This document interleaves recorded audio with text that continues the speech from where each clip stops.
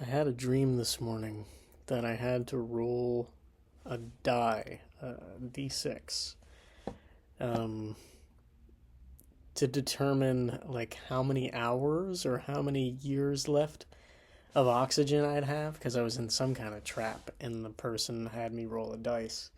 And it turned out I got so lucky because the the one on the die was actually a misprint and there was just like a million little dots on it. It was just it accidentally printed that way, and I didn't know this. And I was able to like all the time added up from all the dots that I wasn't gonna suffocate, and I was able to just live life normally. And I was thinking about that as a story, and I don't remember the beginning of the dream.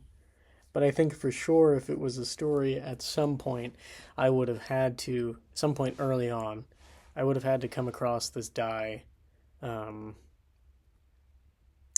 and not know that it had, or recognize that it was misprinted, but like maybe put it in my pocket. Like something where in the beginning it does not look like it'll be important at all, but then in the end saved my life. But I don't remember the beginning of the dream. But I tend to dream that way. I tend to dream in story structure, like Chekhov's gun will be relevant later on. It's always enjoyable. I forget what the rest of the dream was. I talked into my phone and recited what it was when I woke up in the middle of the night. But um, I think Harry and I are going to go back to just DMing our solo games. Co-DMing is surprisingly really hard. Well, maybe not surprisingly. We knew it was going to be difficult, but we thought it would be good enough or we'd be good enough at it to get through it. But I think I really just want to DM Mork Borg, and he wants to do D&D, so we might have to split it back up again. That's totally fine. Um, I've been reading this Victorian book, and went into food for a while. Food, school for children, lunch, what people did in their free time as work hours changed. They used to work like um, from 8 to 8, like 12-hour shifts, I guess. And then something happened where they got 10-hour shifts and like an hour lunch or a half hour lunch or something. And people did not know what to do with their free time. Eventually, they got used to it, but the people at the time were surprised that they had 2 hours at the end of the day for themselves. And that was good to see, and that makes me wonder if we did 4-day work weeks, we probably wouldn't know what to do with the time either, but we'd get used to it, just like they did. Um, but now this is talking about bathing, plumbing. This one says public bath movement. There was apparently for changing and for washing, there was like a boat that was open in the back. Um, and people could, or like carriages or whatever, could walk this boat out into the ocean. And the back of the boat had like curtains all around it, like a box. So someone could change or bathe in the ocean and no one would see them. They had the privacy. And I thought that was interesting because oh God, people were taking cold baths a lot. It was a big thing until they started being able to heat up their own water. They had a thing that the author calls copper. I'm not quite sure what it is, but let me check. Victorian copper. Wash copper is what it's called. A wash copper or copper boiler or simply copper is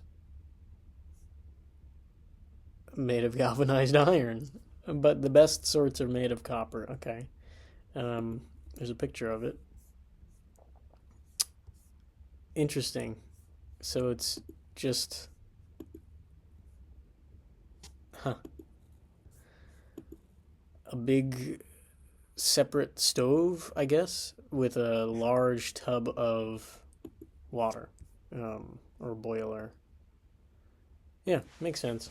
So people finally started taking hot baths by boiling their water in the copper, um, and then taking smaller bunches of water to the wash basin, like the cliche classic metal um, bucket, like the matte finished bucket, and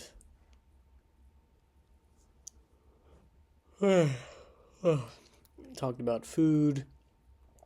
How at one point all of dinner's food would be put all out on the table at once, including supper. Like everything was just out.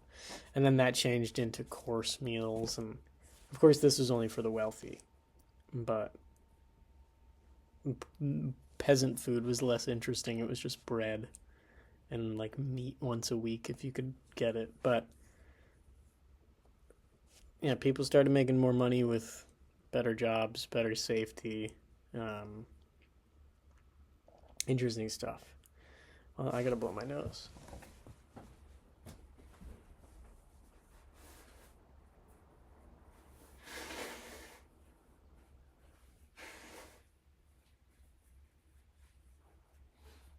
I got a new box of tissues, and they're not Kleenex, and the tissues are clearly smaller size than Kleenex, but it's okay. They were cheaper. I fixed my glove. The inside, this piece had previously detached, so when I put my hand in, it would fit in between this piece and this piece. So I went through and sewed it up. This extra fabric is the brown, the original. I didn't cut it off, but I sewed it. I tried to make closer stitches to the parts where it mattered most, but it works. Now when I put my hand in, there's just one hole and it goes right in. And I feel, well, I'm glad that I have things to sew. I don't know, it feels like a good skill to have. But I think this book also is inspiring, or gives me more patience to mend what I have instead of immediately deciding to buy something else. Because maybe a few months ago, if I had put these gloves on, oh, I'm tired, I would have said, oh, there's a hole, let me just give up, Let me buy a new pair of gloves. But now I've fixed it, and it works great, and I'm happy about that. And I guess it is kind of not a badge of honor, but a joy in that, this thing is working because of me. I saved myself money. Yeah.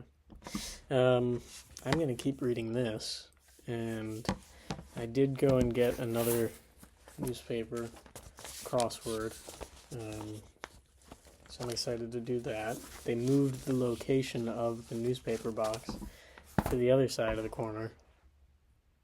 I don't know why. I think it's a better spot than where it was. Anything else? Yeah, I have these here. Let me get them.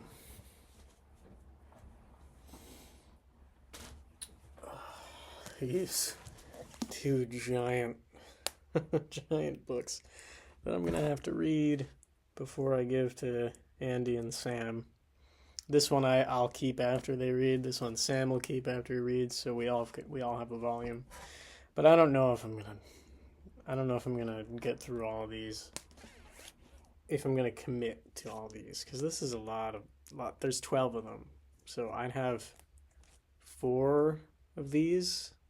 Not terrible, but it just has to be really good. Berserk, it was worth it. I don't know about this. I'll have to keep reading. I don't want to decide without giving it a chance. Yeah. Crazy stuff in the news. There was a plane crash with a helicopter. Trump had just fired a bunch of aviation officials, and then he blames it on diversity policies. Ridiculous. But I can't do anything. I voted. I don't know if I've talked about this before, but certain sounds, I have a click in the roof of my mouth. I'll get really close. It might sound gross, but listen. I'm gonna say the word cookie, and listen after the key sound if you hear the click. Cookie, cookie, cookie. You hear that? I I have a tally in my phone of how many people have the click and how many people don't have the click. And it bothers me when I notice it because it's there all the time.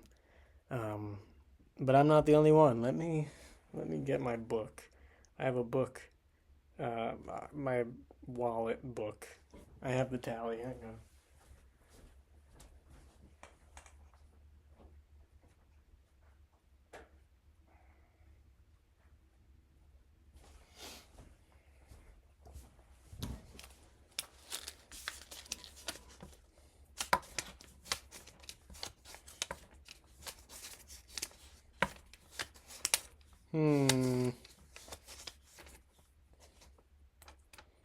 It's in here somewhere for sure. Here we go. Who hears the clicking sound? I could even blow. It still does it. Um, the people who hear the click are in the lead. Uh, 9 people hear it, and 7 people don't. So out of 16 friends or family, friends and family. The people who hear it are in the lead by 2. I'll have to ask more. I forget to check this sometimes, but yeah. I don't know what it is. There's someone on the internet who also recorded it and found the word cookie was a good word, or just that shape blowing. Something about the shape of the throat, I guess. I don't know how it works, but it's on the roof of my mouth, and I hear it like in my ears.